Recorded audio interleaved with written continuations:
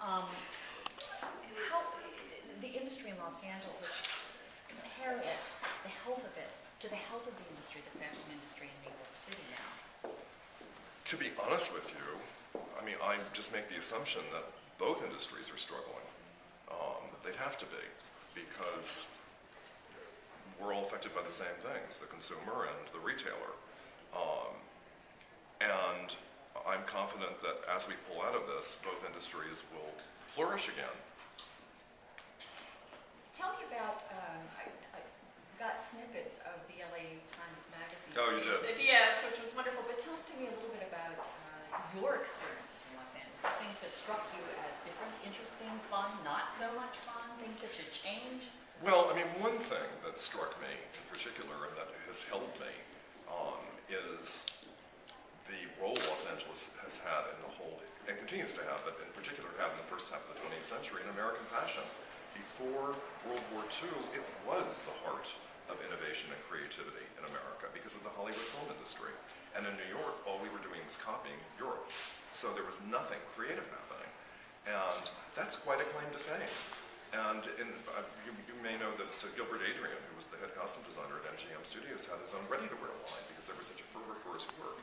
But that history aside, I mean, I loved the quality of light in Los Angeles. I mentioned that in terms of how the designers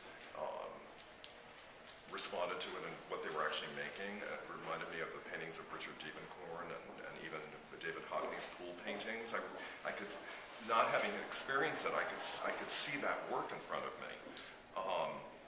And I mean, the weather was spectacular. It was never too hot, it was never too cold. And I will say though, I missed the East Coast weather. And there was one day when we had cloud cover and a couple drops of rain, and all over the news they were saying, "Storm 2008." I thought, they need to have an East Coast storm experience here.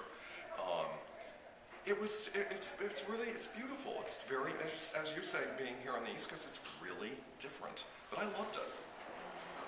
Talk to me about, now you were saying you thought that, I saw you on the Hill that day, and today I wasn't wearing anything. Oh, you did?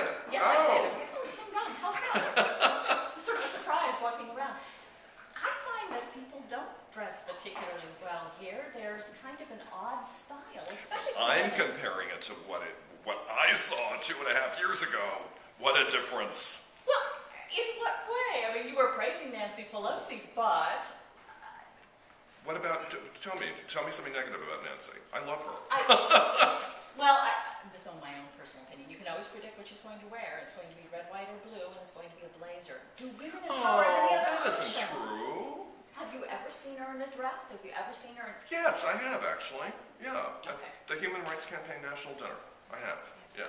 Okay. Anyway. Fair But enough. anyway, I'm a huge Nancy Thank Pelosi you. This fan. is Elizabeth Wynne Johnson, my colleague from Elizabeth. Capital News. I'm a How are huge you? Tim Gunn fan. Nice Nice to meet you. Thank you so much. Thanks for the time. I'd love to have a Nancy Pelosi debate sometime. Anytime, It'd be fun. anytime. We'll go and stand in her closet. I would love that. Wouldn't that be great?